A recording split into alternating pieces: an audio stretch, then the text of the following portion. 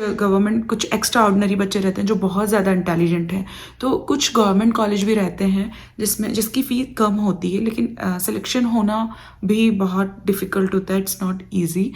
लेकिन उसकी फ़ीस जो है आपका 10।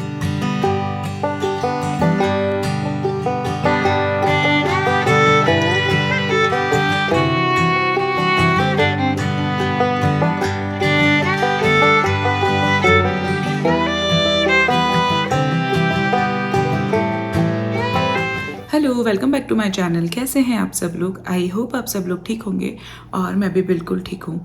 इंस्टाग्राम पे काफ़ी टाइम से क्वेश्चन आ रहे थे कि हमें ग्रेजुएशन करने आना है तो हम क्या कर सकते हैं, और अगर हम ग्रेजुएशन करने आते हैं तो उसका क्या खर्चा होगा, कितना खर्चा आता है। तो मैंने सोचा उसी से रिलेटेड एक वीडियो बना देती हूँ ताकि आपके जो भी क्वेश्चंस रहेंगे उससे क्लियर हो जाएंगे, क्योंकि हर एक को जवाब देना बहुत मुश्किल हो जाता है। सबको हर एक क्वेश्चन का आंसर नहीं दे पाती हूँ। फिर भी मैं कोशिश करती हूँ कि अगर मैं किसी की हेल्प कर सकती हूँ तो मेरे लिए बहुत अच्छी बात है कि मैं किसी की हेल्प कर पा रही हूँ। तो चलिए, आपका टाइम वेस्ट नहीं करूँगी, लेकिन पहले अगर आपने मेरे चैनल को सब्सक्राइब नहीं किया है तो चैनल को सब्सक्राइब कर लें और बेल के बटन को भी प्रेस कर दें ताकि आने वाली वीडियो की नोटिफिकेशन आपको मिल जाए। अगर आपने मुझे इंस्टाग्राम पे फॉलो नहीं किया है तो इंस्टाग्राम पे भी मुझे जाके आप फॉलो कर सकते हैं, और आपका कोई भी क्वेश्चन रहता है तो आप मुझे इंस्टाग्राम पे भी पूछ सकते हैं या फिर आप अपने कमेंट बॉक्स में भी मुझसे पूछ सकते हैं। कोशिश करती हूँ कि मैं आपके सवालों का जवाब दूँ। तो चलिए, आपका टाइम वेस्ट नहीं करते हैं और वीडियो को स्टार्ट करते हैं। तो आज का जो ये वीडियो है वो है कि अगर आप यहाँ ग्रेजुएशन करने आना चाहते हैं तो उसके लिए आपको क्या करना चाहिए, कितना खर्चा आता है, इसी से रिलेटेड जो है मेरा आज का वीडियो है। तो अगर आप यहाँ पे आने का सोच रहे हैं, सबसे पहले अगर आपने ये चीज़ क्या होता है, हम जब 7th 8th 9th 10th में होते हैं हमें कोई गाइड करने वाला नहीं होता है कि हमें करना क्या है, और जब हमें समझ आता है तब तक काफ़ी टाइम निकल जाता है। और बहुत सारी फैमिलीज़ में बहुत ज़्यादा पढ़े लिखे लोग नहीं होते हैं तो हमें कोई गाइड करने वाला नहीं होता है। तो बस ये वीडियो बनाने का मेन मोटिव ही यही है कि इससे आपकी हेल्प हो जाए। तो चलिए, अगर आप यहाँ पर आने का सोच रहे हैं तो बहुत अच्छी बात है। अगर आप 9th-10th के स्टूडेंट हैं तो अभी आपके पास टाइम है, आप जो है अभी से प्रिपरेशन करना स्टार्ट कर दीजिए, क्योंकि अगर जब आप 12th के बाद ही ग्रेजुएशन होता है, अगर आप 12th में सोचेंगे आने का कि 12th होने के बाद कि नहीं मुझे अब्रॉड जाना है, तो आपके 2-3 ईयर वेस्ट हो जाएंगे।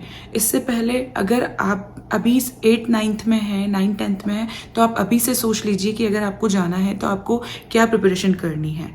तो इसे प्रिपरेशन करने के लिए 2 एग्ज़ाम होते हैं, एक होता है टॉफल एग्ज़ाम और एक होता है IELTS एग्ज़ाम। तो टॉफल एग्ज़ाम जो होता है, IELTS एग्ज़ाम जो होता है वो यूरोप में, UK में ज़्यादा उसकी डिमांड रहती है। यहाँ US के लिए जो है टॉफल एग्ज़ाम होता है, लेकिन किसी किसी यूनिवर्सिटी में IELTS भी रिक्वायर्ड होता है। टॉफल एग्ज़ाम जो होता है वो है एक लैंग्वेज एग्ज़ाम होता है। ये जो है हमारी लैंग्वेज टेस्ट की जाती है कि हमें ये लैंग्वेज आती है या नहीं होती है।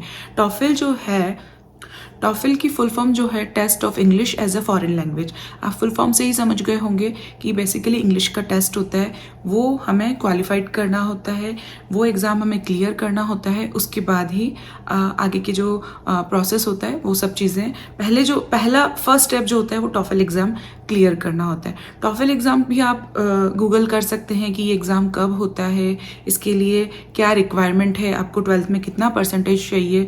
तो ये सब चीज़ें भी आप ऑनलाइन जाके चेक कर सकते हैं, साइट पे जाके चेक कर सकते हैं। और इसके अलावा इस टेस्ट के अंदर होता है रीडिंग, राइटिंग, स्पीकिंग।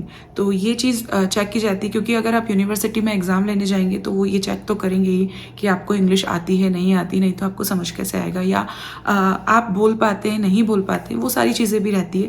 तो ये है test of English as a foreign language. तो ये टॉफल एग्ज़ाम जो है ये क्लियर करना होता है। तो इसकी प्रिपरेशन जो है मैं आपको सजेस्ट करूँगी 9th-10th क्लास में है तभी आप इसकी स्टडी स्टार्ट कर दीजिए, ताकि आप जब 12th तक आएँ, 12th के बाद आपको एग्ज़ाम देना रहे तो आपकी प्रिपरेशन होनी चाहिए और आपका साल भी ख़राब ना हो और आप ये एग्ज़ाम जो है क्लियर कर लें। तो टॉफल एग्ज़ाम जो है मैं कहूँगी कि बहुत सिंपल तो नहीं होता, लेकिन अगर आप करने पे आएंगे तो आप कर सकते हैं। और टॉफल एग्ज़ाम को क्लियर करने के लिए हर यूनिवर्सिटी का अपना अपना एक स्कोर रहता है, आपको वो स्कोर क्लियर करना होता है। और आप कर सकते हो अगर करना चाहोगे। अगर आप चाहते हो कि नहीं, आपने डिसाइड कर लिया है कि मुझे यूएसए जाके ही हायर एजुकेशन करना है, तो आप कर सकते हो और आप ट्राई कीजिए। और यूनिवर्सिटी पे आप देख लीजिए कि हर यूनिवर्सिटी का अपना अपना क्राइटेरिया रहता है कि आपको कितना स्कोर चाहिए टोफल एग्ज़ाम के लिए। तो आप यूनिवर्सिटीज़ भी देख लीजिए आपको कौन सी यूनिवर्सिटीज़ में जाना है। और आप अगर आपको ऐसा पता नहीं चलता तो आप टॉप 10 यूनिवर्सिटीज़ देख लीजिए, जैसे कि स्टैनफोर्ड यूनिवर्सिटी है, हार्वर्ड यूनिवर्सिटी है, एमआईटी है, प्रिंसटन यूनिवर्सिटी है, यूनिवर्सिटी ऑफ शिकागो है।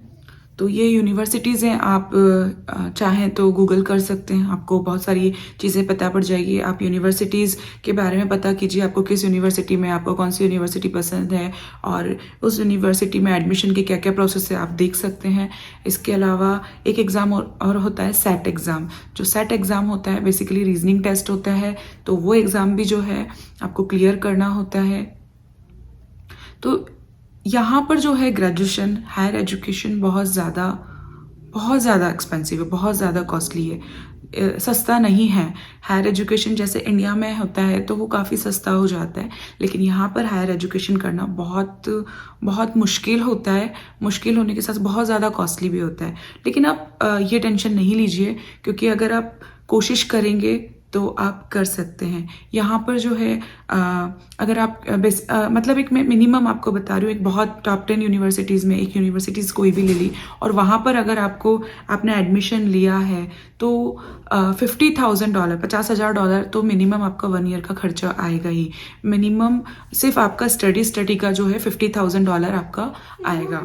$50,000 मतलब आप ये देखिए साल का 35 to 40 लाख जो है आपका साल का खर्चा होगा। ये सिर्फ आपका स्टडी है, खाने का खर्चा अलग हो जाता है।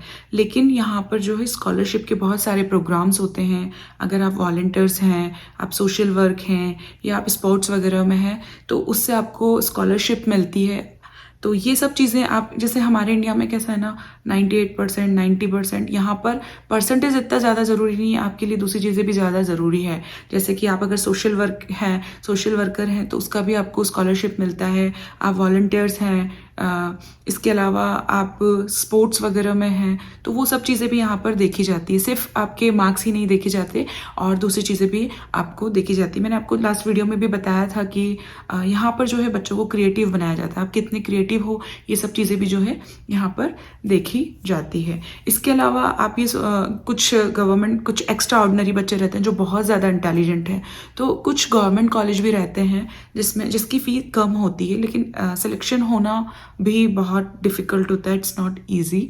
लेकिन उसकी फ़ीस जो है आपका 10 लाख 10 to 15 लाख, किसी कॉलेज में जो गवर्नमेंट कॉलेज है 7 लाख, अगर आप एक्स्ट्रा ऑर्डिनरी हैं तो भी आपका इतना खर्चा आता ही है। अगर आप प्राइवेट यूनिवर्सिटीज़ देख रहे हैं जो टॉप 10 यूनिवर्सिटीज़ में हैं, तो उसका जो है मिनिमम 1 ईयर का सिर्फ स्टडी का $50,000 तो आता ही है।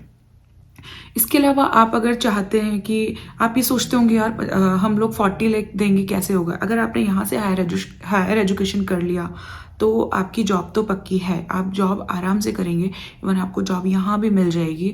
इसके अलावा क्योंकि जब हम यहाँ से हायर एजुकेशन करते हैं तो उसके अलावा उसके साथ हमें जब हमारा हायर एजुकेशन कंप्लीट होता है तो उसके बाद हमें वीज़ा जो H1B वीज़ा आपने बहुत सुना होगा, L1 वीज़ा, वो ईजिली मिलता है और ये स्टूडेंट लोगों के लिए जॉब के लिए वो वीज़ा अलग रखे जाते हैं। तो इसकी बात हम बाद में करेंगे, मैं आपको बस ये बता रही हूँ कि ये एग्ज़ाम किसी और व्लॉग में करेंगे। ये यहाँ से अगर आपने हायर एजुकेशन कर लिया तो फिर आप यहाँ से आपको जॉब 100%, मैंने ऐसा किसी को देखा नहीं है कि किसी को जॉब नहीं मिली, 100% आपको जॉब तो मिलेगी ही।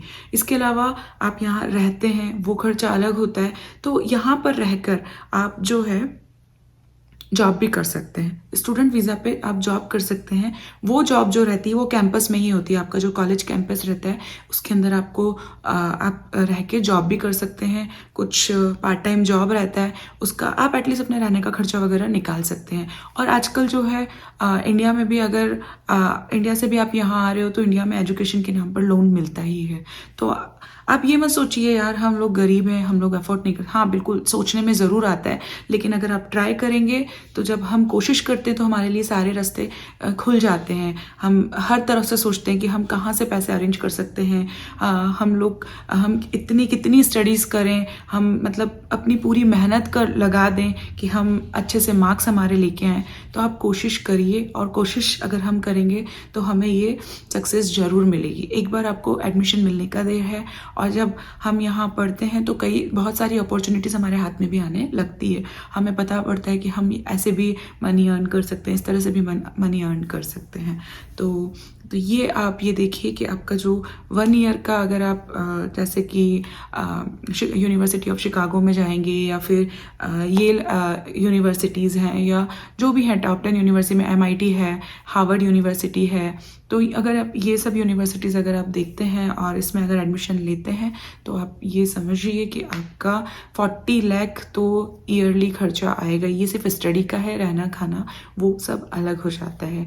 फिर इसके बाद अगर आपका टॉफल एग्ज़ाम क्लियर हो जाता है, आप तो वहाँ से आंसर आता है यू आर अप्रूव्ड। फिर उसके बाद आपको I-20 फॉर्म मिलता है। I-20 फॉर्म के बाद आप अपना वीज़ा लगा सकते हैं। स्टूडेंट वीज़ा रहता है, F1 वीज़ा, वैसे वीज़ा बहुत तरह के रहते हैं, लेकिन बेसिकली स्टूडेंट वीज़ा रहता है वो F1 वीज़ा रहता है। F1 वीज़ा की जो फ़ीस आती है कुछ $180 टू $200 रहता है, जो कि 14-15,000 इंडिया करेंसी में 14 से 15,000 रुपये उसकी फ़ीस रहती है। ये एक फ़ीस का खर्चा रहता है। और देखिए आपको वीज़ा जो है एम्बेसी देता है, और आप किसी भी थर्ड पार्टी एजेंट के चक्कर में ना पड़ें, क्योंकि वहाँ फ्रॉड होता है। यहाँ पर जो है सब लीगल प्रोसेस की तरह ही काम होता है, स्टेप बाय स्टेप ही होता है। तो ये सब खर्चे जो हैं यहाँ, अगर आप हायर एजुकेशन करने के लिए आते हैं तो ये सब खर्चे आपके होंगे। और भी अगर आपका कोई क्वेश्चन रहता है तो आप मुझसे कमेंट बॉक्स में पूछ सकते हैं, या फिर इंस्टाग्राम पे भी आके मुझे मैसेज कर सकते हैं। आई होप आपको ये वीडियो पसंद आया हो, और इसी तरह से आपको मेरे और भी वीडियोस देखने को मिलते रहेंगे। सो मिलते हैं नेक्स्ट व्लॉग में। Bye bye.